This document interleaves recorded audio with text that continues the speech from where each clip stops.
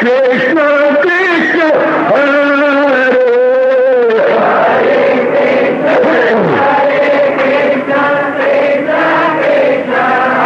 बहुत अच्छे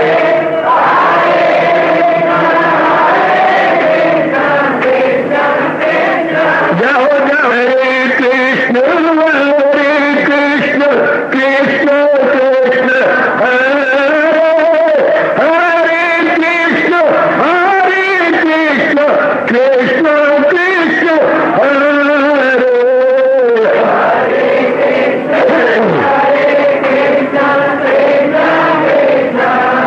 बहुत अच्छे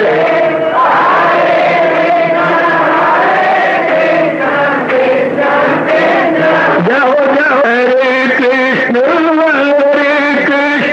कृष्ण कृष्ण हरे हरे कृष्ण कृष्ण कृष्ण हरे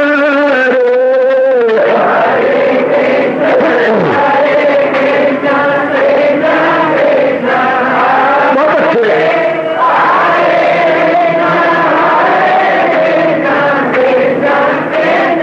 जाओ हरे कृष्ण कृष्ण हरे हरे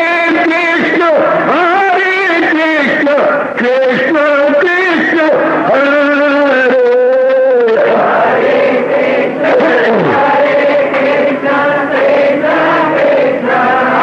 बहुत अच्छे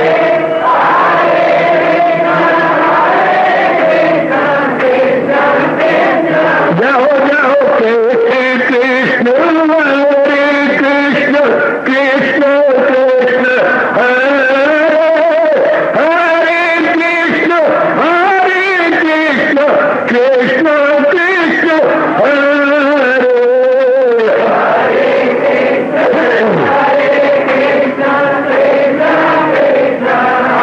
बहुत अच्छे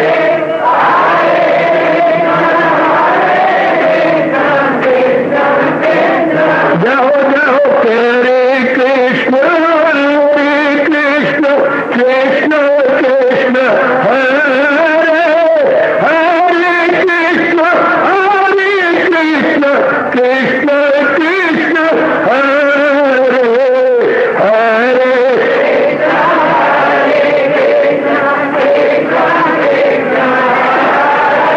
बहुत अच्छे हरे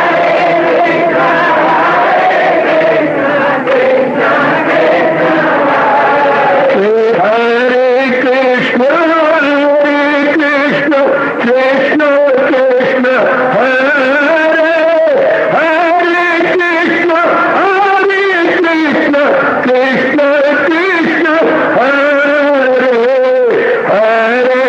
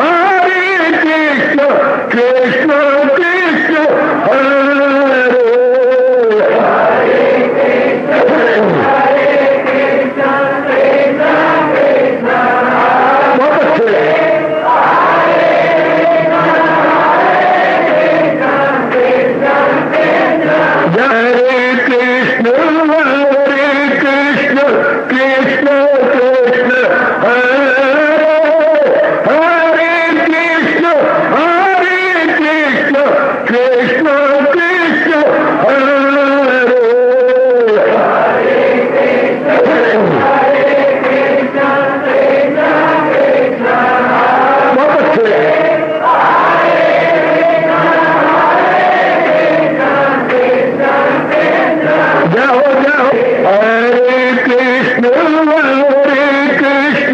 कृष्ण कृष्ण हरे हरे कृष्ण कृष्ण कृष्ण हरे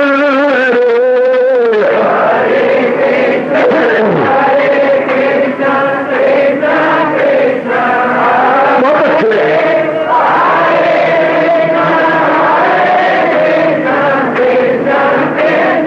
जाओ जाओ हरे कृष्ण कृष्ण कृष्ण हरे हरे कृष्ण कृष्ण कृष्ण हरे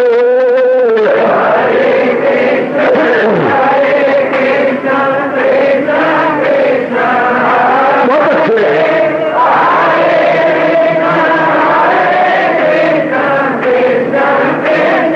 जाओ जाओ हरे कृष्ण कृष्ण कृष्ण हरे हरे कृष्ण कृष्ण कृष्ण हरे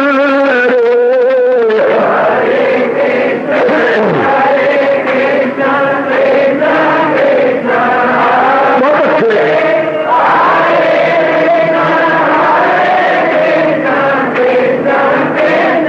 जाओ विष्णु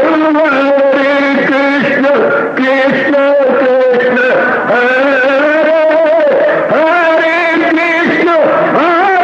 कृष्ण कृष्ण हरे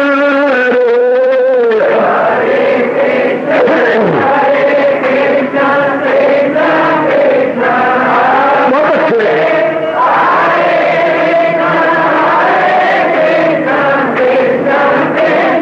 जाओ जाओ कृष्ण कृष्ण कृष्ण हरे हरे कृष्ण कृष्ण हरे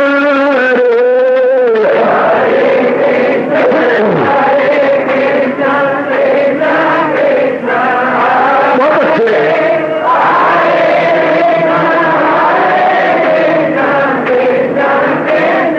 जाओ जाओ हरे कृष्ण कृष्ण हरे हरे कृष्ण कृष्ण हरे हरे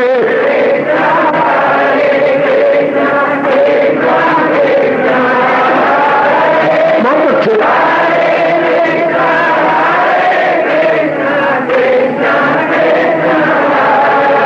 अपनी शहनशाह की आज आरती बड़े प्रेम और श्रद्धा से उतारे।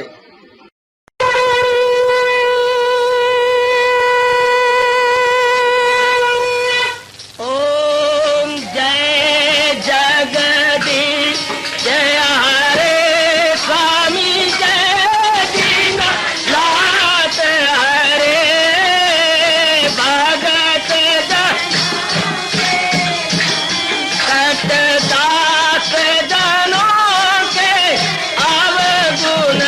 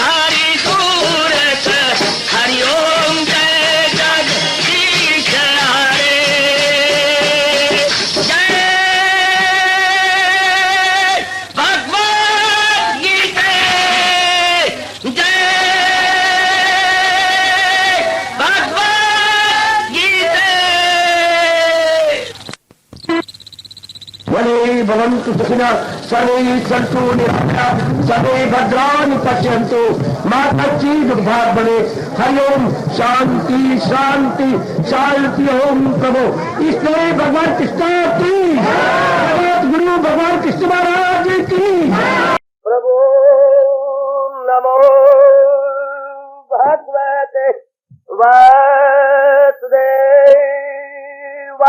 प्रभु नमो भगवते वासुदेवाय।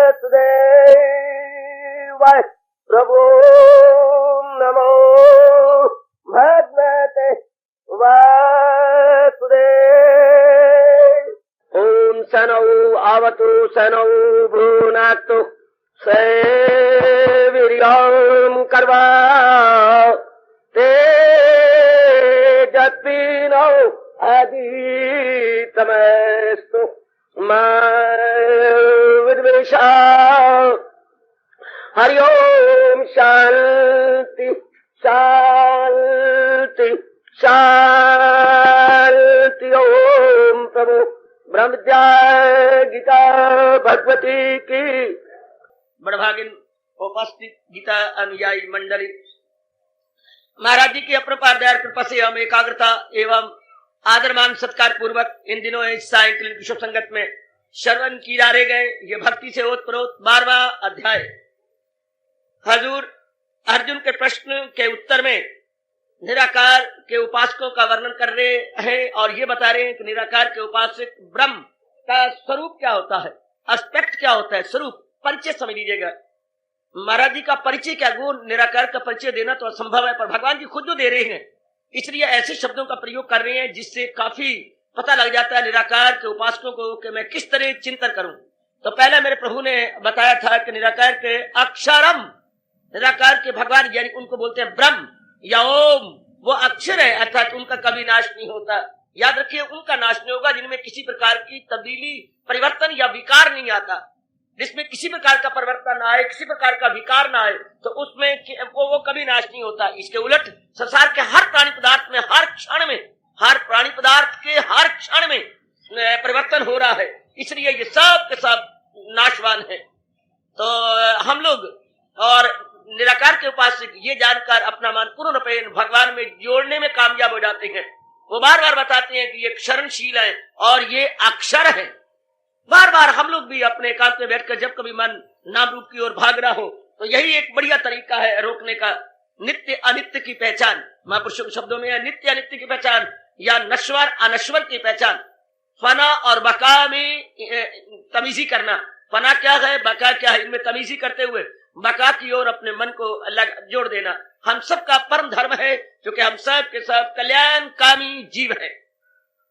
उसके बाद अनिर्देश्यम फरमाया गया दूसरे स्वरूप में कि भगवान का निर्देश नहीं हो सकता, यानी भगवान को किसी जाति से, किसी कर्म से, किसी गुण से, किसी रूढ़ि से और किसी भी स्वभाव से, ये 5 तरीके होते हैं किसी को बताने के लिए। याद रखना, किसी का परिचय लेने हो तो उसकी जाति पूछिए, किसी का परिचय लेने हो तो उनके गुणों की तरफ ध्यान दीजिए, उनके कार्य की तरफ ध्यान दीजिए, उनके संबंध की तरफ ध्यान दीजिए, उनका संबंध क्या है, किसके साथ संबंधित है, और रूढ़ी की तरफ ध्यान दीजिए, ये पीछे कैसे उनकी रूढ़ी चलती आ रही है, अर्थात उनके पितामह कैसे चलते आ रहे हैं, पीछे से फोर फादर्स उनके कैसे आते जा रहे हैं। इस तरह हमें किसी के बारे में पूर्ण रूपेण परिचय मिल जाएगा।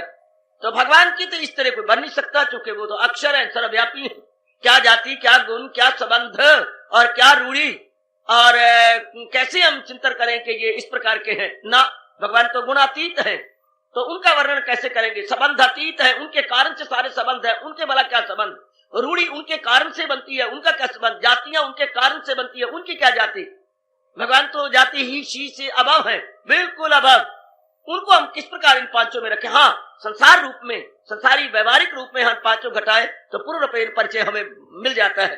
फिर भी हम लोग, महाराज जी ने कहा कि ये मन बुद्धि का विषय नहीं है कि निर्देश किया जा सके। आपको निर्देश कर सकते हैं, आप मुझे निर्देश कर सकते हैं, लेकिन महाराज जी को निर्देश किसी सूरत में नहीं किया जा सकता। वो इन सब से अभाव है, इन सबसे पर है। यही 14वें अध्याय के गुण अतीत के लक्षणों में भगवान जी ने विस्तार पूर्वक वर्णन किया है, और यहाँ एक ही शब्द में हमारा घर पूरा कर दिया, अनिर्देश्यम। भगवान का निर्देश नहीं हो सकता, भगवान की इंट्रोडक्शन आज तक कोई न दे सका। बस इतना ही है कि वो अक्षर है और निर्देश से अभाव है। क्योंकि जब भी आप निर्देश देंगे तो भगवान को ससीम कर देंगे। तो बड़ा अच्छा महापुरुषों ने कहा, टू डिफाइन गॉड, मैं डर के बोल रहा हूं, to define God is to deny God. क्या कहने, जब आप भगवान का डिफाइन यानी परिभाषा करने लगती हैं तो मानो आप भगवान से इनकार करने लगती हैं, क्योंकि आप भगवान को महदूद करना चाहती हैं, उन्हें छोटी सी बुद्धि में लाना चाहती हैं। यथासंभव मैंने कल बताने की कोशिश की थी, मैं इतना विस्तार वैसे चाहता भी नहीं, क्योंकि कुछ न कुछ तो भगवान के बारे में जान करके ही निराकार का उपासक अपने मन को टिकाएगा, इतना ही काफी है। आगे बढ़ती हैं। अव्यक्तम जो अप्रगट है, व्यक्त कहती है प्रगट, ये संसार उन्होंने व्यक्त किया। व्यक्त कहती है बच्चे अय्या, प्रकट कर देना, ये जो हमारी आंखों का विषय बन जाए, मन बुद्धि का विषय बन जाए, याद रखना, जो बुद्धि मन और इंद्रियों का विषय बन जाए उसे व्यक्त बोलते हैं। बुद्धि का विषय बन जाए, मन का विषय बन जाए, यानी बुद्धि जिसको निर्णय कर सके, मन जिसके बारे में सोच विचार कर सके, और इंद्रियां जिसको छू सके, ले सके, उन्हें हम कहते हैं व्यक्त। ये सारा संसार व्यक्त है, लेकिन इसको बनाने वाला वाह अव्यक्त, अप्रगट है। अगर वो व्यक्त हो जाए तो उनका नाश हो जाए।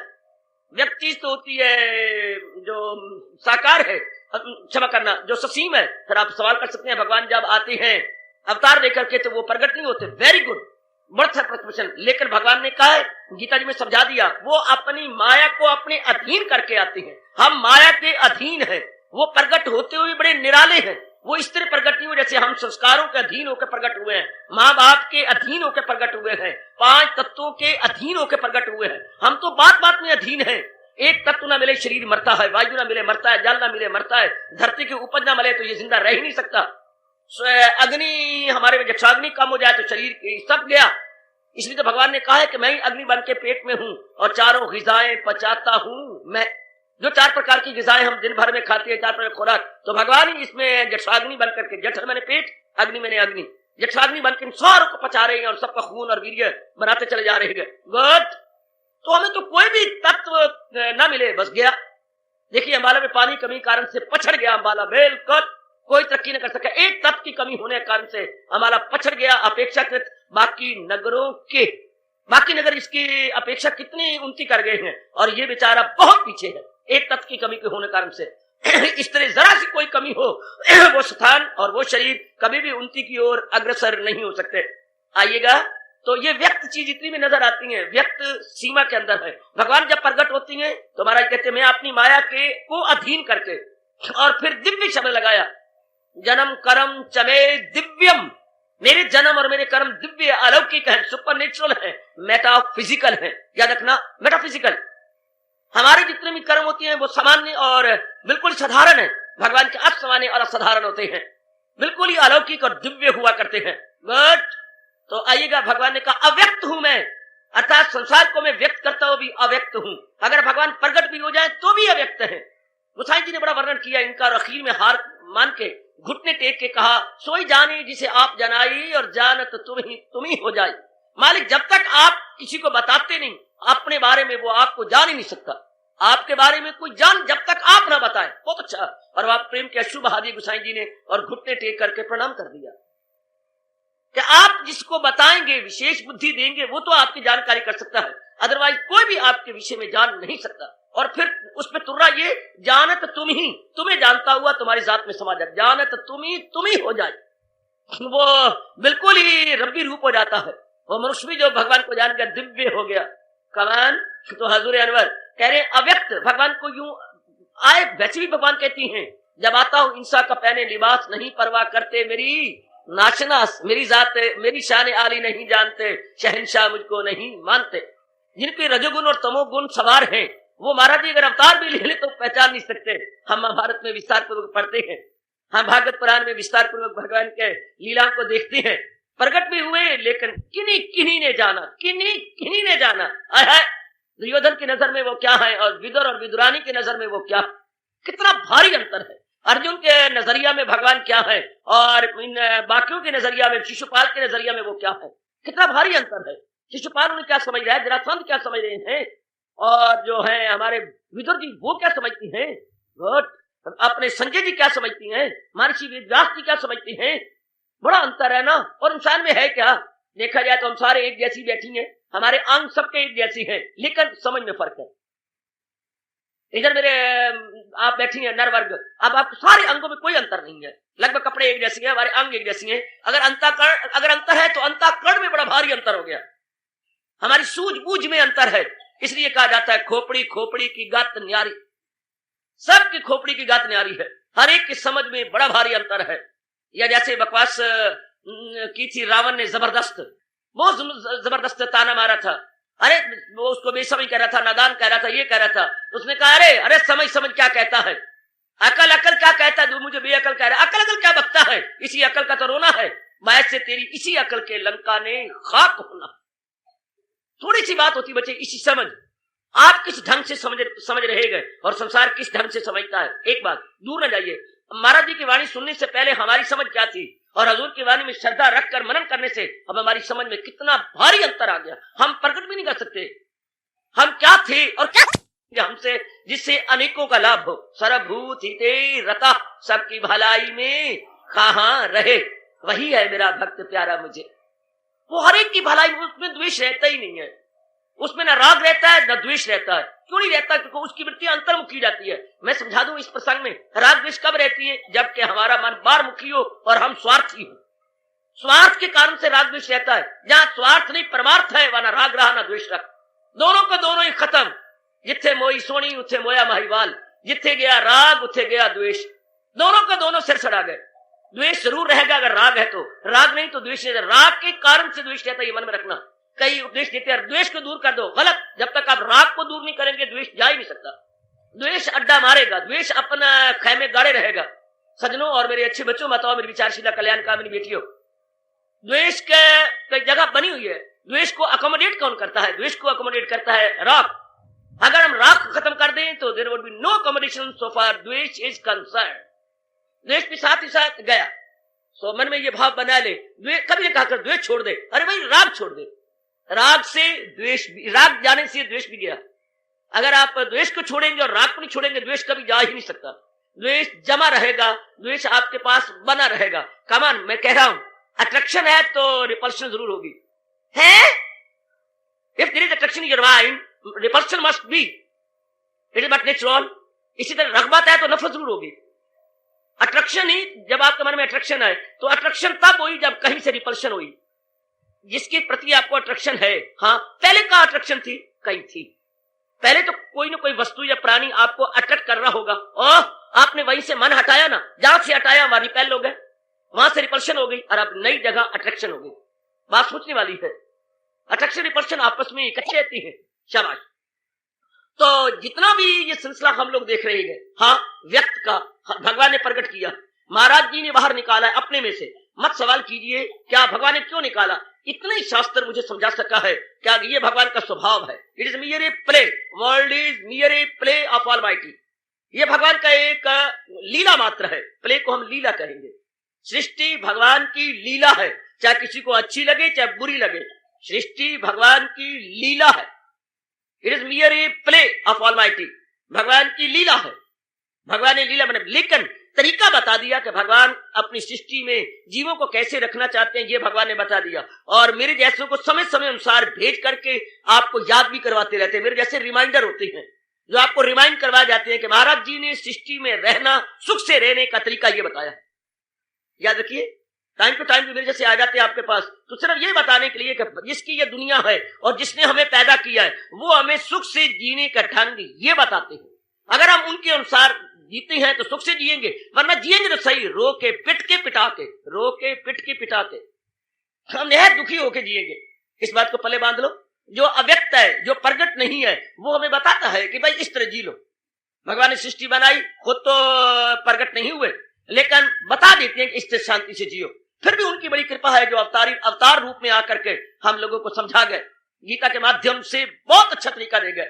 मैं तो यहां तक कहने की जरूरत किया करता हूं, क्या मैं ये नहीं कहता कि हम उस देश के वासी हैं जिस देश में गंगा रहती है। इससे पहले परमात्मा की कसम ये कहना चाहिए, हम उस देश के वासी हैं जिस देश में गीता रहती है।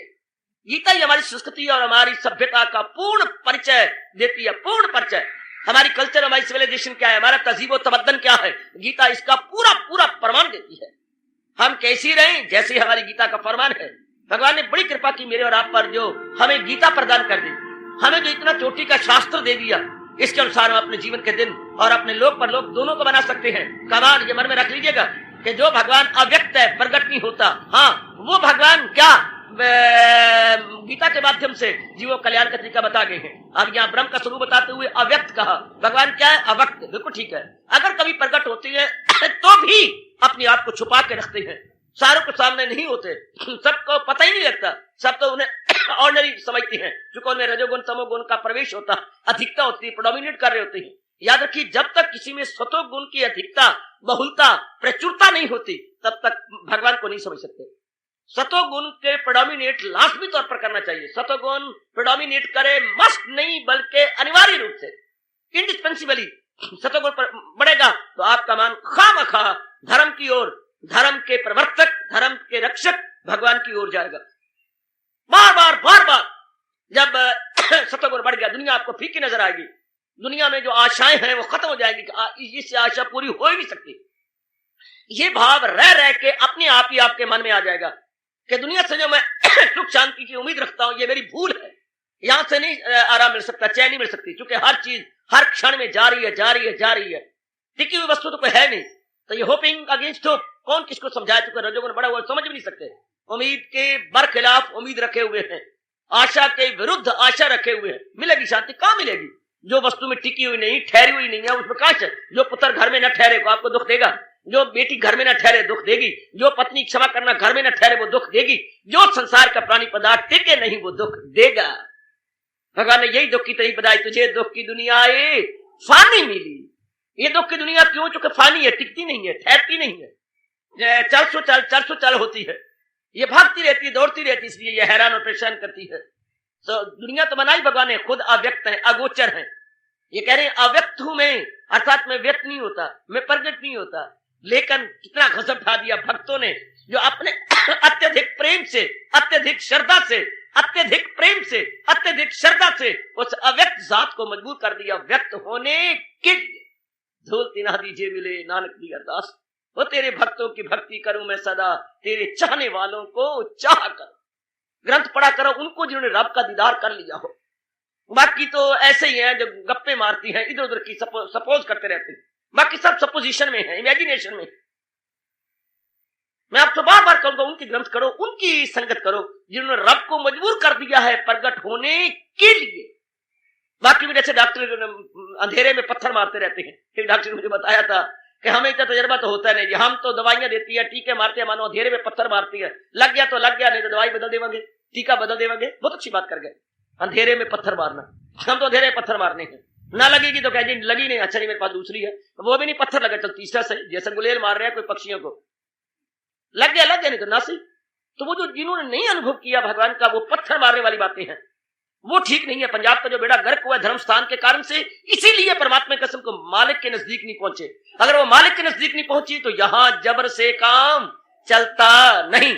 फिर वो दुनिया निकट है, दुनिया का निकट तो काम है, क्रोध है, मोह है, लोभ है, अहंकार है, निंदा है, मत्सर है, चोरी है, यारी है, हवा है, बुग़्ज़ है, कीना है, ये सब गंदी वृत्तियां धर्मस्थान में घुस गई, क्योंकि बीच में रहने वाले मालिक के नजदीक नहीं थे। और जो कुकर्म और उनका प्रगट होना मिलिट्री ने किया है आपके सामने ही है। कितना कलंक लगाया धर्मस्थानों पर, कितनी बहूदगी उन्होंने प्रगट की है। ठीक था, क्योंकि जब भगवान के नजदीक नहीं थे, शैतान के नजदीक, और शैतान जो जो कुकर्म करता है आपके सामने प्रगट हुए। नंगा नक्शा उन दुराचारियों का आपके सामने आया, तो जीव कैसे तो लगा कि या यूं या यूं, या यूं या यूं।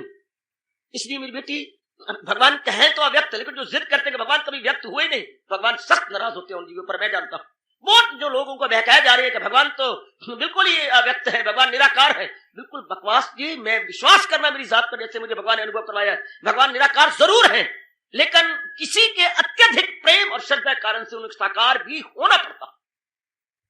जो दुनिया को साकार बना सकता है वो खुद नहीं साकार हो सकता, जो विराट रूप अपना दिखा सकता है वो खुद साकार होने में उन्हें संकोच होता है क्या? कभी भी नहीं। ये सिर्फ उनके बोल हैं जिन्होंने अनुभव नहीं किया। बोल मियां मिट्ठू चबल चबल के हामी है, जो चबल चबल कैटेगरी में आ रहे हैं, वो बोला करते हैं जिन्हें पता ही नहीं, जो आगे बढ़े ही नहीं है। इसी में कहता हूं ना, अनुभवी धर्मस्थान या तो हुआ ना करें। बड़े मेरे मन में हुक उठती है, या तो धर्मस्थान हो, नहीं धर्मस्थान हो तो कोई अनुभवी होना चाहिए, कोई दिल जला होना चाहिए।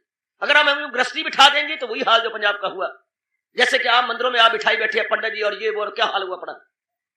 पड़तानियां है उनकी, ये उनको मैंने कई बार कहा ना, जहां भगवान कहता है जो है कोई नजर तो उसी की नजर, पर उनकी नजर कहां, उनकी नजर तो पीपे पर रहती है, कितना आटा आया, कितनी दाल आई है। कितनी बुरी बात, कितनी बहुदा बात है। भगवान पर नजर रखने के बजाय वो आटे दाल पर नजर रखते, क्योंकि आपने गृहस्थी में बिठा दी। उनको चिंता ये लगी रहती है आज का खर्चा कहां से पूरा होगा, मेरी धियां हो गई, मेरे पुत्र हो गए, मेरी रन हो गई, तो मेरे आज संबंधी आ रहे थे, मेरे कुड़म आ रहे हैं। जिनको यही चिंता, भक्ति करेंगे, जाप करेंगे, सिमरन करेंगे, या तो धर्म स्थान में जो आप बिठाते हैं, मेरी राय मानो, उनका खर्चा सारा उठा लो, फिर देखो वो ब्राह्मण क्या कमाल कर जाएंगे, क्या गजब ढा जाएंगे अगर उनका खर्चा उठा लो। या ब्रह्मचारी बिठाया करो, लेकिन ब्रह्मचर्य का रहना निहायत मुश्किल है जब तक जीव होली एंड सोडी महाराज जी की ओर लग नहीं जाता। मजाक है ब्रह्मचर्य के का कायम रहना, तब रहे ना जब मन महाराज जी की ओर लग जाए, हजूर की ओर लग जाए, और पूरा रुपये लगता उनका है जो पिछले जन्म के योग रखता है। वरना एक जन्म की वश की बात तो है नहीं कि जीव वो एक ही जन्म में अपने को भगवान की ओर लगा दे। यही कारण होता है कि धर्मस्थान, तो क्या धर्मस्थान में रहने वालों ने धर्मस्थान को बदनाम कर दिया, क्योंकि वृत्ति नहीं लगाते, टिकते नहीं, उधर लगते ही नहीं है। तो मेरी बेटी क्या कमाल है, मैं कह रहा हूं उनके बल बल जाएं जिन्होंने अव्यक्त भगवान को व्यक्त कर दिया, अव्यक्त भगवान को व्यक्त कर दिया है। तो वो अव्यक्त है, तो वो निराकार, लेकिन साकार भी हो जाती है। उनकी बातें कभी ना सुना करो, नहीं नहीं नहीं भगवान तो निराकार ही है, गलत। पानी बह भी सकता है, लेकिन अत्यंत सर्दी लेकर के पानी बर्फ की शक्ल में जम भी जाता है, तो वही जल, लेकिन इतनी सर्दी उसने दी अपने अंदर कि जमे बिना रह नहीं, मुझमें हो गया बच्चे, वो बिल्कुल ही जम गया। इस तरह भगवान जम जाती है किसी विशेष रूप में, जबकि भक्त अत्यंत प्रेम और अत्यंत श्रद्धा से काम लेता, वो उसके अश्रु, प्रेम भरे अश्रु, याद रखना, भगवान को साकार रूप में आने के लिए मजबूर कर देते। भगवान नहीं देख सकते किसी के प्रेम भरे अश्रु। जब भी किसी ने प्रेम भरे अश्रु बहाने शुरू कर दिए, परमात्मा की कसम, परमात्मा का भगत आपको पुकार के कह रहा है कि भगवान मजबूर हो जाती है प्रकट होने के लिए। भगवान से कहते हैं मुझे और सब कुछ सहा जा सकता है, लेकिन अपने प्रेमी के अश्रु नहीं मुझसे सह जाते। वो मेरे लिए अश्रु बहाए और मेरी याद में अपने आप को तलीन करे और मैं अव्यक्ति बना रहूं, ये जिद मैं नहीं कर सकता। मुझे प्रकट होना पड़ता है, आहा, जरूर सामने आना पड़ता है। भलों को बुरों से बचाता हूं मैं, बुरों को जहां से मिटाता हूं मैं, जहे धर्म की फिर जमाता हूं मैं, अय्या होकर युग युग में आता हूं। तो देवियों ठीक है, भगवान अव्यक्त है, लेकिन इतना ही कट्टर ना बन जाए, वो बिल्कुल ही अव्यक्त है। कभी जैसे मुसलमान बोलते हैं, जैसे और कोई संप्रदाय वाले बात चला देंगे, उनको डर नहीं लगता भगवान से, उनको डर के बोलना चाहिए। भगवान की बिजली कड़कती है बुरों पर जो दूसरों को बहका देती है। वो धर्म स्थान में रहने वाले और दूसरों को बहकाना बड़ा भारी पाप है, दूसरों को गलत विचार देना बड़ा भारी पाप है। बहका देना, इंड्यूस कर देना, गलत भाव दे देने, गलत विचार भर देने। कलयुग ने तो पहली मत मार रखी है। कुछ ये कलयुग के मुंह में लगे हुए जो अनाड़ी हैं, समझते हैं हम आचार्य हैं अनाड़ी, उन्होंने भी बड़ा बेड़ा गर्क कर दिया भोली भाली जनता का, बिल्कुल भोली भाले जीवों का, जो लाई लग है, जो क्रेडुलस माइंडेड है, क्रेडुलस माइंडेड, लाई लग, अकल इतनी होती को नहीं। चल आम जनता हजारों लाखों की संख्या में लाई लग होती है। लाई लग का क्या, उनकी अपनी बुद्धि तो है नहीं, बुद्धि तो किसी विरले में होती है, विरले में। पर आम आदमी नकालची है, हर क्रिया में नकालची। यही अवगुण है जो जीवों को खा गया और कहीं का ना छोड़ा, उतना इधर कह रहे ना उधर कह रहे।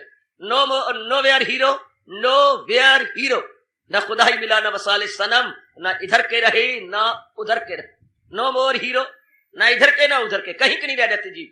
आइए ठीक है, महाराज जी कह रहे हैं मैं अव्यक्त हूं, हाँ, लेकिन व्यक्त भी हो जाते हैं। वैसे ठीक है, निराकार रूप में भगवान ने मैं अव्यक्त हूं, हाँ, मेरा ज्योति के रूप में चिंतन करो, ज्योति समझ करके, वरना तो वो अव्यक्त है, जिद नहीं करनी।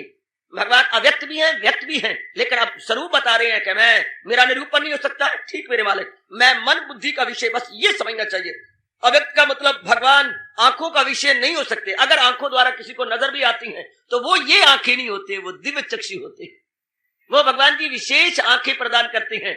आहा, जाहिर की आंख से न तमाशा करे कोई, हो देखना तो दीदाए दिल, वाह कहती है खोलना। दीदाए दिल, अंदर की आंख को खोलने की कोशिश कोई करे। जाहिर की आंख से अर्जुन तू मेरे विराट रूप को देखना चाहता है, पर तेरे चरम चक्षु में, भगवान का स्वयं चक्षु, स्वयं तेरे अपने चक्षु में तेरे में ताकत नहीं है तो मुझे देख सके। मैं तुझे देता हूं चश्मे बसीरत, जिसके प्रताप से तू मुझे देख सकेगा। आहा, स्पष्ट भगवान ने कह दिया, मैं देता हूं तुझे, मैं तुझे वो दिव्य चक्षु प्रदान करता हूं जिससे तू मुझे देखने में सफल हो सकेगा। तो भगवान कृपा कर देती है। जब जीव में ये तड़प या व्याकुलता पैदा हो जाती है, जब जीव इतना व्याकुल हुआ, बस भगवान का तख्त हिला। तो हम ऐसे कहेंगे भगवान निराकार है, कोई शक नहीं, अव्यक्त है, वो इन नेत्रों का विषय नहीं हो सकते। ठीक, आहा, वो नेत्रों का विषय नहीं बनेंगे। लेकिन भक्त, वो भी हम नेत्री के भक्त ने साकार रूप में देखा, लेकिन वो ये नेत्र थोड़े थे, इन नेत्रों से थोड़ा भक्त ने देखा। भगवान ने विशेष ज्योति प्रदान की। मैं अब नेत्र नहीं कहूंगा, विशेष ज्योति प्रदान की ये कह दूं, या विशेष शक्ति प्रदान कर दी ये कह दूं, और मेरे पास कोई शब्द नहीं है। भगवान ने विशेष ज्योति दी, विशेष शक्ति दी। उस विशेष ज्योति और शक्ति के प्रताप से वो ने भगवान जी को देखने में समर्थ हुए। वही विसाई जी के शब्द, सोई जाने जिसे आप जनाई, वही हजूर को अनुभव कर पाएगा जिसको पर मेरे मालिक की पूरी कृपा हो जाएगी। और भगवान की कृपा किस पर होती है? जो पूर्ण रूपेण महाराज जी की ओर लग गया है। ठीक है, हमारे शास्त्र कहते हैं प्रभु साधना प्राप्त नहीं है। याद रखना, ये 2 शब्द में दे रहा हूं, प्रभु साधना प्राप्त नहीं है। वो हरि न तप से, न जप से, न वेदों के पाठ से मिले। भगवान ने खुद कहा है में, न वेदों के पाठ से मिलता हूं, न मैं दान से मिलता हूं, न मैं यज्ञों से मिलता हूं, न कुछ और कार्य करने से मिलता हूं। प्रभु साधन प्राप्त नहीं है, प्रभु कृपा प्राप्त है। 2 शब्द अपने मन रख लो, 2 शब्द रखने में देवी है भगवती। प्रभु साधन प्राप्त नहीं, हम साधना कर रहे हैं तो प्रभु हमें प्राप्त हो जाएंगे। गलत, साधना करके हम मन और बुद्धि को निर्मल कर रहे हैं, संस्कारों से रहित कर रहे हैं, इसे एकाग्र कर रहे हैं, निर्मल कर रहे हैं, संस्कार रहित कर रहे हैं, एकाग्र कर रहे हैं। हाँ, इतनी अवस्था जब हो जाती है तो भगवान को कहना पड़ता रहम उनकी हालत पे खाता हूं मैं तो घर उनके दिल में बनाता। तो हमारे भगवान मजबूर हो जाते हैं ये कहने के लिए, क्या है अब मुझसे नहीं रहा जाता, भले ही मैं अव्यक्त हूं, भले ही मैं मन बुद्धि से out of mind, out of reach हूं, लेकिन क्या करूं, मुझे अब विद इन रीच होना पड़ता। वो परमात्मा जो आउट ऑफ रीच है वो विद इन रीच है। यही पातशाही ने कहा है, अगर कोई विचार करे तो, सुन सुन अंधे पावे राह, सुनिए हाथ, सुनिए, देखिए महाराज जी का फरमान, सुनिए हाथ होवे असगा। जो परमात्मा हमारी पहुंच, असगा कहते हैं पहुंच से परे, आउट ऑफ रीच, जो परमात्मा हमारी पहुंच से परे था, सुनिए हाथ, वो हाथ में हो गया, वो विद इन रीच हो गया। सुनिए हाथ होवे असगा, गाह शब्द है ग्रहण से, जो ग्रहण से परे था, पकड़ से परे था, वो श्रद्धा और प्रेम से हमने उसे हाथ में ले लिया। कितनी कमाल की अनुभव की वाणी है परिभाषा की। सुनिए हाथ, वो सुनते सुनते विचारते हुए हाथ में हो गया रब। सुनिए हाथ होवे असगा, जो असगा था, जो पहुंच से परे था, वो मेरे अब हाथ में आ गया। था तो अव्यक्त, पर भक्तों ने अत्यंत प्रेम और श्रद्धा से उसे व्यक्त कर दिया। फिर भी गुरु ग्रंथ साहब के पुजारी ये कहें कि रब तो राम के रूप में नहीं आते, रब तो निराकार है। कितनी गलती और कितनी भूल। पहले पातशाही के फरमान को सामने रखें, महाराज जी के अनुभव क्या अर्थ निकलेगा। कितने अफसोस की मनमानियां करके वो अर्थ के अनर्थ करके लोगों को बहकाते जाते हैं। कितना गजब का फरमान है पातशाही का, सुनिए हाथ होवे असगा, और इसका अर्थ और ही निकाल के अनर्थ कर देंगे।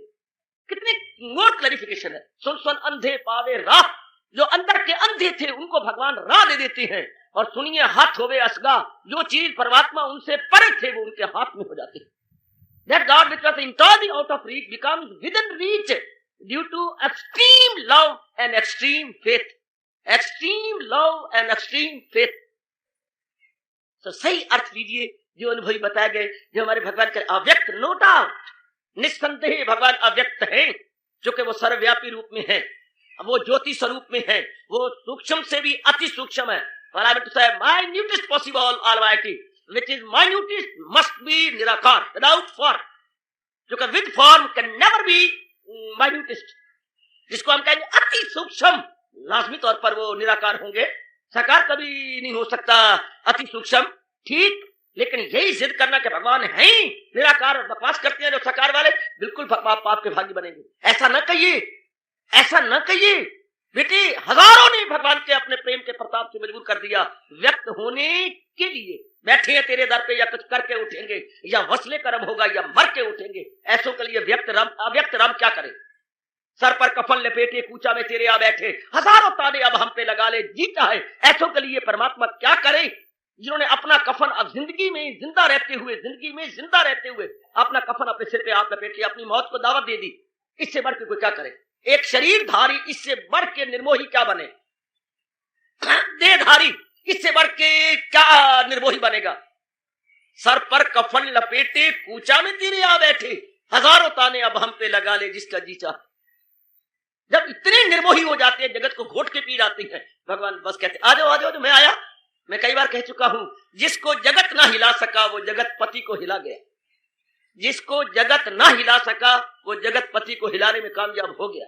वैसी हमारी कोई जिद नहीं, भगवान अव्यक्त हैं, वो अर्थात मन बुद्धि का विषय नहीं हो सकती।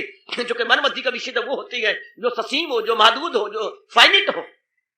भगवान मन बुद्धि से, क्योंकि इन्फिनिट है, वो मन बुद्धि के परे है। शाबाश। लेकिन ये भी बात नहीं है कि मन बुद्धि में किसी के आए नहीं है, ऐसी बात नहीं है। वैसे भगवान ने 10वें अध्याय के शुरू में कहा है, मुझे ऋषि और देवता भी नहीं जान सके। शुरू में पढ़ा होगा आपने, मैं देवताओं और ऋषियों को भी अरमा रहा। ये दर्शन उन्हें कब हासिल हुआ? उनके मन में भी ये अरमान रहा। अगर आप गीता जी बड़े ध्यान से पढ़ा करें, बहुत ध्यान से, सिर्फ किस्सा कहानियों में ना रह जाए और महाराज जी के एक एक शब्द में गोता मारे, हाँ, तो आपको लगे कि 10वें अध्याय में क्या कर, मैं देवताओं और ऋषियों के भी को भी अगोचर हूं, अरमान रहा। अब भगवान आगे बताते क्यों? चूंकि मैं आदि हूं, इनको मैंने बाद में पैदा किया है, देवताओं और ऋषियों को। मैं सारा का आदि, तो आदि कारण को जो बाद में पैदा हुआ को क्या जानेगा? पुत्र क्या जाने माँ बाप को, चूंकि माँ बाप पुत्र को पैदा करने वाले हैं, ना कि पुत्र माँ बाप को पैदा करने वाले हैं। कभी कभी पिता ने नाराज होकर के मुझे और आपको कभी तो कहा होगा, हमें तो कहा था, आपको मैं नहीं कह सकता, कहा होगा जरूर। कभी तो अम्मा ने तुझे कहा होगा, मैं तेरी माँ नहीं भेड़ी रन्ने की तू मेरी माँ है। अच्छा अम्मा माफ कर दे। कभी तो बाप ने कहा होगा, तेरा मैं पिता को तू मेरा पिता। पिताजी समझ आता हूँ, और मैं तेरा बाप हूं तू मेरा बाप है। पिताजी बस बस बस बस बस मुझे आपने शर्मिंदा कर दिया, आप ही मेरे पिता हैं और हमेशा रहेंगे, बस फिर मन जा। हाँ पिताजी, मैं सिर झुका के और घुटने टेक के मनने को तैयार हूं। इसी तरह ऋषियों और देवता क्यों नहीं जान सके? वहां बड़े इतराज उठते हैं कि ये भी नहीं जान सके। क्यों? कैसे जाने? जो आदि है, जो इनके भी आदि, इनके भी बाप है, बापू के बाप, मैं सारे जहां का हूं, माता पिता मैं दादा हूं, सबका मैं हूं आसरा। जो इनके भी कारण है वो इनको कैसे जाने? कार्य अपने कारण को नहीं जान सकता। याद रखना, effect can never recognise the cause. Effect can never recognise the cause. कितनी को मिट्टी जो है घड़ा पेट मरे, अपनी असलियत मिट्टी को नहीं जान सकता कि मैं मिट्टी से बना हूं। पेट मरे कि वो आदि कारण है। इंसान जितनी मर्जी कोशिश कर ले, वो अपनी आदि कारण पिता को, ऋषि इत्यादि, देवता इत्यादि भी नहीं जान सकते।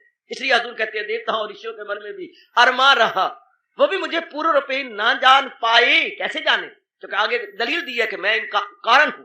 I am the cause of all those. भगवान कहते हैं, I am the cause of all those, मैं उनका आदि कारण हूं। वो मुझे कैसे जानेंगे? हाँ, न जाने ये समझती है कि वो अव्यक्त है, लेकिन जीव को प्रेरणा दे देती है। प्रेरणात्मक शक्ति वही है, उन्हीं से हम लोगों को डिवाइन इंस्पायरेशन मिलती है। अव्यक्त होते हुए भी इंस्पायर कर देते, जैसे आपको इंस्पायर कर रखा है, मुझे इंस्पायरेशन दे दी है। नारी चोले के अंदर आपको कलयुग में भी इंस्पायर कर दिया है, प्रेरणा दे दी है। तो वो अंतर्यामी, वही अव्यक्त भगवान यू भी कह रही है, पुनर्जन्म में हूं आत्मा बिल यकीन, जो है जानदारों के दिल में मकीन। शाबाश। अगर किसी ने व्यक्त या अव्यक्त, साकार या निराकार भगवान को अनुभव किया, तो आपने भीतर भी अनुभव किया ना। कई बाहर तो नहीं गए, अव्यक्त वाले भी कहीं आकाश में तो नहीं उड़ गए, किया तो आपने भीतर। और जो व्यक्त के मानने वाले हैं, ये गॉड विद फॉर्म मानने वाले हैं, उन्होंने भी भीतर में किया। किसी भी देश के अंदर किसने भारत के बारे में जानना होगा तो लाजमी तौर पर उनको दूताले में जाना पड़ेगा। हाय हाय हाय, ये मेरे गुरुदेव ने मुझे समझाया था। भारत को जानना, किसी ने जानना है, बार अमेरिका है, हाँ, और ऑस्ट्रेलिया है, हाँ, या और हर जगह हमारे दूताले हैं, हर जगह हमारी एम्बेसी है, एम्बेसी।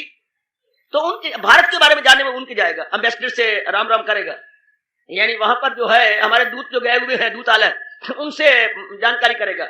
इसी तरह हाँ हाँ, भगवान जी दूत बन के हमारे अपने भीतर में है। जब भी किसी ने उस महाराज जी को जाना, अपने अंदर गोता मारा, आहा, जिस पाया भेद कलंदर दा, राह खोजिया अपने अंदर दा। याद रखना, जिस पाया भेद कलंदर दा, राह खोजिया अपने अंदर दा, सुख वासी है उस मंदर दा, जिथे चढ़दी है ना लैंदी है, मुंह आई बात ना रहती है। बहुत अच्छे गूंजे दो शब्दों को मेरी बेटी।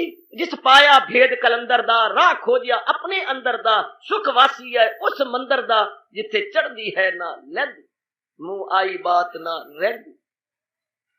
जब जिसने भी चाहे निराकार चाहे साकार अपने भीतर गोता मारा, अपने अंदर डीप मेडिटेशन में गए, अपने अबाव माइंड और इंटेलेक्ट गए, ट्रांसेंडेंटल स्टेट में पहुंचे, तब तलीन हुए ना। अब ऐसे धर्म स्थान में जो ठेकेदार है धर्म के ऐसा करते नहीं है, राज देश की बातों में रह जाती हैं, इसलिए खुद भी बदनाम और धर्म स्थान भी बदनाम। राज के बदनाम होती है कि वो अंदर गोता नहीं मारते, अंदर तली नहीं होते, फजूल की बातों में रह जाएंगे, धंधों में रह जाएंगे। वो गंदी वृत्तियां फिर उनको नोचती हैं, जैसे नींबू दानी निचोड़ के रख देती है। आइए मेरी बेटिया, बहुत सियाने बनी, इस तथ्य को जान लीजिएगा, ये तथ्य है, रहस्य है। भगवान कहते हैं मैं अव्यक्त हूं, इतना अर्थ लगाइए कि वो मन बुद्धि का विषय नहीं हो सकते। वेद की एक ऋचा पढ़ूं, मैं वेद का एक मंत्र पढ़ूं जो भगवान के बारे में ऐसा कह रहे हैं। क्या उन्होंने कहा कि वेदों की कुंजी है ना ये, वहां जरा विस्तार से कहा, यत्र मानो निवर्तन्ते अप्राप्यो मनसा से, शाबाश। जहां मन और बुद्धि लौट आती है वापस, क्या भगवान को नहीं जान सकते। यत्र वाचो मनो वापस आ जाते, अप्राप्य मनसा से, अप्राप्य मनसा, मन को लेकर के वापस आ जाती है, हार जाती है कि ना वहां नहीं जाना जाता, वहां तलीन हुआ जाता। यह एक महापुरुष ने कहा था, अरे अव्यक्त के बारे में तुम बकबक क्यों करते हो, इतनी ज्यादा क्यों बातें बनाते हो और ऐसे क्यों कट्टर बनते हो। सीधी बात है, मन बुद्धि कैसे उनको जाने, क्योंकि वो अति सूक्ष्म है और मन बुद्धि स्थूल है। जब तक तुम इनको सूक्ष्म न करो कैसे उनमें जानेंगे। आप घर से निकले, हाँ बाबा, अरे बेटी तू घर से निकली, हाँ, तो सब कुछ कपड़े कुपड़े पहन लिए, पहने तो पैरों में क्या पहना, जूता या सैंडल या चप्पल या कुछ भी ऐसे उपहान आपने ले लिया, बिल्कुल ठीक, पहन के आए, हाँ, चलते आए या साइकिल पर आए या किसी भी वाहन का सहारा लेके आए सरकार, लेकिन हाँ आप मंदिर के नजदीक पहुंचे, हाँ, और अंदर मंदिर में जाकर तो कैसे, आपने चाहे आपके 1000 रुपए का जूता हो, सोट से आपने जूतों को पटक के मारा पड़े। आपका ये मेन गेट इसलिए बंद किया गया है कि नजदीक जूते कोई न ले जाए। साइड गेट से सामने शू रैक में रखते हुए अपने जूते और नलके से अपना हाथ मुंह धोते हुए भगवान को पवित्र होकर प्रवेश कीजिए। हर हिंदू में ये बिल्कुल गवारा नहीं, चाहे छोटा बच्चा भी हो जूते समेत अंदर जाए, अपवित्र समझती है, अपवित्र है। जैसे कि इंसान मंदिर में प्रवेश करती बार जूतों को छोड़ देता है, चाहे कितने कीमती हो, इसी तरह भगवान में प्रवेश करती बार मन बुद्धि को सांप की केंकल की तरफ छोड़ देता। जैसे आप जूतों को छोड़ देते हैं अंदर प्रवेश करती बार, भगवान में तलीन होने से पहले मन बुद्धि को आप छोड़ देते हैं। जैसे सांप हर वर्ष अपनी केंचल या अपनी सलाफ को उतार देता है। याद रखना, बड़ा गजब का दृष्टांत है। मंदिर में प्रवेश होने से पहले हम जूतों को उतार देते हैं, निस्संदेह इसी तरह भगवान में प्रवेश होने से पहले मन बुद्धि एक तरफ फेंक दी जाती है, क्योंकि वहां उसकी पहुंच ही नहीं है। यत्र वाचो, मैंने कहा मनसा है, यत्र वाचो निवर्तन्ते अप्राप्य मनसा से, यत्र वाचो निवर्तन्ते अप्राप्य मनसा से, या इंद्रिया मन बुद्धि हार के पीछे हट जाती, पीछे आ जाएंगी, वो नहीं जा सकेंगी। रामकृष्ण परमहंस से यही प्रश्न किया गया कि भगवान जब अव्यक्त हैं, हाँ, तो इनके बारे में अनुभव कैसे किया जाए। तो उन्होंने भी यही कहा था, बड़ा अच्छा दृष्टांत दिया। अनुभवियों को दृष्टांत बड़े मार के कह दिए, छोटा बच्चा भी समझ आता है। वो कहने लगे लो मैं समझाता हूँ। तो वहां कई बैठे हुए थे, क्योंकि वो भाषण तो दे नहीं सकते थे, बोले वाले थे, वो दृष्टांत दे करके बड़ी गजब की बातें समझा गए। इस विषय में उनका दृष्टांत मैं जरूर बयान करूंगा और मैं अपने भावों को ज्यादा प्रकट करने में समर्थ समझूंगा। कहने लगे अपने अनुभवी महापुरुष जो विशिष्टादि बड़े चोटी के अनुभवी रामकृष्ण परमहंस जी फरमाने लगे कि भाई एक सौदागर था, वो हजारों रुपए का माल लिए हुए जा रहा था किसी दूसरी मंडी में उनको बेचने के लिए। उन दिनों कोई ट्रक तो हुए नहीं, सब भली प्रकार जानते हैं, कोई यातायात के विशेष साधन नहीं थे, यातायात के विशेष साधन उन दिनों नहीं बने हुए थे। तो जा रही है, हाँ, तो चोर उचक्के भी अपना मौका ताड़ लेते थे, ठीक है। तो 3 चोर जो के एक जंगल के विशेष वृक्षों की ओट में बैठे हुए थे, तो वो बेचारा शामत का मारा अकेले ही वहां से गुजरता ही रहता था। तो उन्होंने हमला कर दिया, हमला करके अच्छी तरह उसे लूट लिया, बिल्कुल ही लूट लिया, कुछ नहीं छोड़ा, का बना दिया। बना के उन्होंने कहा ये सौरा निकलेगा और जाके थाने में रिपोर्ट देगा। हाँ, तो उन्होंने फिर बांध दिया, बांध के अंधे कुएं में फेंक दिया। पर एक कुआं था जंगल में, अंधा कुआं जिसमें पानी नहीं था, तो उसमें फेंक दिया। फेंक के अब वो भाग गए और उन्हें जाके दूर जाकर के 3 हिस्से बनाए और ले लिया। जो चोर थे वो अपने घरों की ओर चल दिया राम राम करके। हाँ, लेकिन उनमें से एक चोर, उसको उसी रास्ते में से होके अपने गांव में जाना था। वो जब आधी रात के समय उसी रास्ते से गुजरा तो उधर कुएं में से कर्राहने की आवाज आई, आए आए मेरी कोई रक्षा करो, हाँ मुझे मार मूर के फेंक दिया, मैं कुएं में गिरा पड़ा हुआ है। तो रात की आवाज कराहने वाली बड़ी दर्द भरी होती है और एकदम हमारा हृदय क्या आर्द्र हो जाता है, गीला हो जाता है। ये बेचारा था तो चोर, लूटा भी इसने था। अब इसमें तरस आ गया, इसने सारा सामान कहीं छुपा के पहले मुनासे बटे हुए थे, जब लूटती हैं हमें कोई पहचाने नहीं, तो फिर जरा अपनी थोड़ी सी शक्ल बदली, पहले पगड़ी पहनी थी, अब पगड़ उतार दिया, उतार के उसका साइड में बांध लिया अपने पेट के चारों तरफ, और वहां गया। भाई तुम कौन हो? भाई शुक्र है तुम आ गए, तुम इंसान हो, मैं भी इंसान हूँ। मैं यही रास्ते से जा रहा था, मुझे चोरों ने लूट लिया, मारा और अंधे कुएं में बांध के फेंक दिया। भगवान आपका बड़ा भला करेंगे, मुझे बाहर निकालो। ओह, अब बेचारे ने कहा अपने दांतों से तुम इन रस्सियों को खोलो। वो दांतों से कता खोल लिया। लो मैं अपनी पगड़ी नीचे डालता हूं, तुम इसको पकड़ के बाहर आ जाओ। तो उसने पगड़ी अपनी की, वो उसको सहारा लेता बाहर आ गया। बाहर आके छाती से लगा, भाई तुम मेरे भगवान हो, तुमने मुझे मौत से बचा लिया। हाँ, मेरी मत मारी गई है, मुझे पता ही नहीं लगता पूर्व कहाँ है, उत्तर कहाँ है, जाना कहाँ है, फलाने गांव। इस गांव से होकर इस चोर को परे गांव में जाना था। मैं दिखाता हूँ। अब वो सुनना, धीरे धीरे करके उसे दिखाने लगा। उसकी तो मत मारी गई, जूते इतने मारे, इतना उनको मुक्के मारे, बेचारे की मत भी मार छोड़ी। एक तो लौट भी लिया, एक मारा भी, एक मत भी मारी गई। तो फिर धीरे धीरे करके उसने दिखाया ये हाँ, वो मेरा गाँव आ गया। अब उसने कहा भाई ना, मेरे घर चलो, मैं दूध पिलाऊंगा, मैं पत्नी कहूंगा तुम्हारे चरण धो के पिएगी, आपने मुझे जिंदगी बख्शी है। अरे मैं नहीं जा सकता। क्यों आपको नहीं जाते? अरे मैं नहीं जाऊंगा। ना सेठ मैं नहीं जाता। अरे तुम चलो, मैं तो मर जाऊंगा। नहीं, मैं आपका मेरे बड़े बसाना है। सेठ अब मैं बताता हूं, मेरी और गौर से देखो। क्या उन लूटने वालों में मैं भी एक था? हाँ, लेकिन मैं इतना जालिम नहीं था, मैंने तुझे मारा नहीं, लूटा भी नहीं था। मैं खड़ा रहा था डंडा लेके, अगर तू हिलागा मारूंगा। डंडा तूने लिया, मुझसे क्यों मारा? हाँ, मारा तो नहीं ना, लेके खड़ा था। बाकी दो ने लूट लिया था। हाँ, लेकिन फिर तुझे मैं लूटा, फिर अलग जाके हमने 3 भाग किए और एक भाग ले लिया, वो मैंने पीछे छुपा के रखा हुआ। अच्छा, तो अब मैं तुझे तेरे गांव के नजदीक तो लाया हूं, लेकिन अंदर नहीं जा सकता, क्योंकि मैं नामी ग्रामी चोर हूं। जाते ही कोई ना कोई मुझे पहचान लेगा और फिर मेरा भर्ता हो जाएगा। मैं इतना जरूर हूं कि मैं तुझे रास्ता दिखा दिया, आगे तू जा। भगवान तेरा भला करे। सेठ चरणों में गिर गया, उनके चरणों को चूम लिया। भगवान तेरा भला करे, तूने लुटिया, चलो मैंने बख्श दिया, पर तूने मुझे जिंदगी प्रदान की।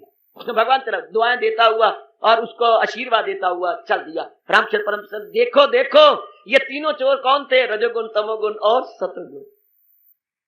ये तीनों गुण है। हाँ, रजोगुण तमोगुण तो इंसान का बुरा हाल कर देते हैं। तमोगुण को मरकर जो जिंदों में आए, दरिंदों परिंदों चरिंदों में आए। रजोगुण जो मरकर जिंदों में आए, तो पहले किरदार में आके ले या लटके रहे दरमिया। सतोगुण का है गुण सबसे अलग। हाँ, तो ये क्या है? ये ऊपर उठा के ले जाता है, ये देवताओं की ओर ऊपर पुण्य लोकों में ले जाता है। ये जाए सुई आसमां। महाराज जी ने फरमाया सतोगुण में दया होती है, सतोगुण रास्ता दिखा देता है, लूटे हुए को पकड़ भी लेता है, लेकिन खुद उनके गांव में नहीं जा सकता। मैं पहचाना जाऊंगा। इस तरह हाँ, हमारे में जो सतोगुण के कारण से मन बुद्धि है ये निर्मल हो जाती है। भगवान की ओर ले भी चलेंगे, हमारे पर दया भी करेंगे, हमारे में विवेक वैराग भी भर देंगे, हमारी साधना भी कराएंगे। लेकिन जब भगवान का घर निकट आएगा तो मैं नहीं जा सकता, तू चला जा, अंदर तलीन हो जा। मैं नहीं, मेरी पहुंच वहां नहीं है। तू अपने जो निर्मल कर चुका है अपनी बुद्धि को तलीन हो जा। शाबाश। इसलिए भगवान कह रहे मैं अव्यक्त हूं, मुझे कोई इस रूप में नहीं जान सकता। वो कृपा करे ना, वो चोर की तरह का रास्ता दिखा दिया, लेकिन खुद नहीं जा सका। इसी तरह हमारी साधना तो हो जाती है इन गुणों के कारण से, इस गुण के कारण, सतोगुण कारण से, लेकिन बजाते खुद इनकी अप्रोच मालिक तक नहीं है। ये खुद तलीन नहीं हो सकते। दृष्टांत याद रखना देवियों।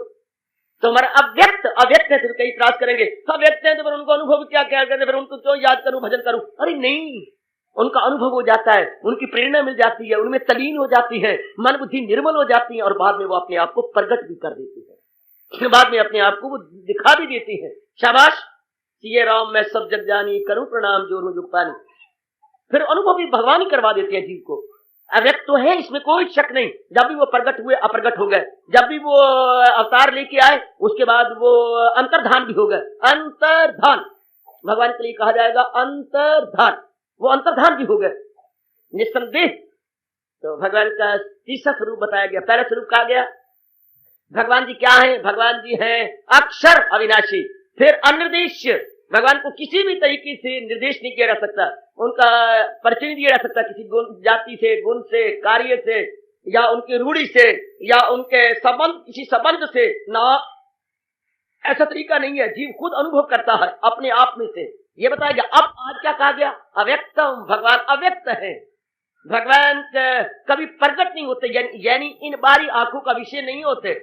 भगवान अगर साकार में आती है तो जीव को दिव्य चक्षु प्रदान करती हैं, एक विशेष बुद्धि उनको इंट्यूशन आई, इन्हें बोलेंगे डिवाइन इंट्यूशन आई। वो इंट्यूशन आई विशेष बख्शते हैं, सब जीव उन्हें अनुभव करने लगता है। तो अगर इन आंखों का विषय तो नाना हुए, वे अव्यक्त तो हैं। आहा आहा आहा, वो अपने आप में तलीन रहती है अपने सर्वव्यापी रूप में, लेकिन जिन पर विशेष कृपा हो जाती है, जैसे सुखदेव जी पर हुई। हमारे भारत में निराकार के उपासकों में सबसे पहला नाम लिया जाता है श्री सुखदेव महाराज जी का, ब्रह्म ज्ञानी सुखदेव जी का। निराकार के उपासकों में सबसे पहला नाम आता है ब्रह्म ज्ञानी सुखदेव जी महाराज। बड़ी चोटी की साधना करके उन्होंने अपना नाम रखा हुआ। अभी तक उनका रिकॉर्ड किसने बीट नहीं किया, सुखदेव जी का।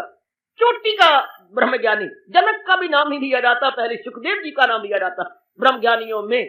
क्या कहने, क्या कहने। तो उन्होंने किसका अनुभव किया?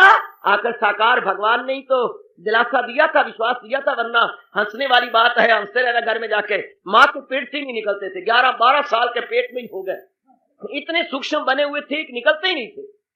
तब व्यास जी ने पूछा, ऐ पेट में स्थित गर्भ, तुम बाहर क्यों नहीं आते? तो उत्तर दिया कि बाहर में क्या हूं, बाहर तो वृत्तियां का जोर है, बाहर तो कामनाएं बढ़ी हुई हैं और गुणों का जोर है, और तुम मेरे पिता हो, जरूर कोई ना कोई ममता में आ जाए। तो आपने चाना से मुझे शिव जी से दिया है, तो फिर तुम बाहर नहीं होगे। माँ के पेट को भी झोंपड़ी या कुटिया बनाते हुए भजन करते रहोगे। मैं कोई माँ को दुख नहीं दे रहा, माँ को महसूस भी नहीं हो रहा, मैं तो यही रहूंगा, माया में नहीं आता, तो तुम बिल्कुल नहीं आओगे। हाँ पिता, मैं आने को तैयार हूँ। ग्रुप से बातें हो रही हैं और अंदर से बोल रहा है, आने को तैयार हूँ। अगर मायापति भगवान कृष्ण मेरी माँ के सामने आके वचन दें कि मेरी माया तुझे स्पर्श नहीं करेगी, तब मैं तत्काल बाहर आ जाऊंगा। भागवत राम में ये प्रसंग रोमांचकारी है और एकांत में बैठ के पढ़ने योग्य है। तब मैं बाहर प्रकट हूं, बाहर आ जाऊंगा। अगर भगवान आके मुझे वचन दे, भगवान आके वचन दे कि मम माया नृत्या, जो मेरी माया कहाँ इसे हिंसा कोई पार हो, वो आके मुझे वचन दे कि पुत्र तुझे मेरी माया स्पर्श नहीं करेगी, तब मैं आऊंगा। शाबाश। तो इतने चोटी के ब्रह्म ज्ञानी वो अव्यक्त को भी मजबूर कर गए अंतर में अनुभव कराने के लिए। भाई इतना ही रखिए कि भगवान मन बुद्धि का विषय नहीं हो सकते। भगवान, मैंने अभी भी कहा, भगवान साधना प्राप्त नहीं है कि हम साधना के प्रताप से भगवान को कर लेंगे। तो हम कहते हैं ना, हम मेहनत करके धन को प्राप्त कर लेंगे, हमें हमारे मन में ये गलतफहमी है। हम मेहनत करके पढ़ लेंगे, हम मेहनत करके शादी कर लेंगे, हमारे मन में ये है कि परिश्रम करके क्या क्या नहीं मिल जाता, हिम्मत करे इंसान तो क्या हो नहीं सकता। लेकिन भगवान के विषय में ऐसा नहीं हो सकता। हम हिम्मत तो मारेंगे, लेकिन प्रभु कृपा करके दर्शन देंगे, हमारी मेहनत करके नहीं। क्योंकि मेहनत करने से मन बुद्धि उनके दर्शनों के योग्य हो जाती है। याद रखिए बेटे, हमारे अंतःकरण निर्मल हो जाती है। पर छाती पर हाथ धर के ये न कहना मैंने घोर तप किया तब मुझे भगवान मिल गए। भगवान कहता गलत, न तप से, न जप से, न भजन से मिल सके हरि। भगवान ने स्पष्ट कहा है, मैं इन बातों से नहीं मिल सकता। अगर तुम्हारे मन में ये हो कि मैंने ये किया, नहीं, इनके बदौलत तुमने अपने आप को निर्मल किया, तब मैं तुम्हारे पर कृपा करके प्रकट हो रहा हूं। बहुत अच्छे। यानी फिर कहना पड़ेगा, भगवान साधना प्राप्त नहीं है, भगवान कृपा प्राप्त है। जब वो अपनी पूर्ण कृपा कर देती हैं तो प्रकट हो जाती है। धन्य ने कौन सा तप किया था, भजन किया, सिमरन किया था, लेकिन इतने निमाने बन गए, इतने विनम्र और प्रेम और श्रद्धा में भर गए कि भगवान ने कृपा कर डाली। बिल्कुल कृपा, पूर्ण कृपा हो गई, पूर्ण कृपा।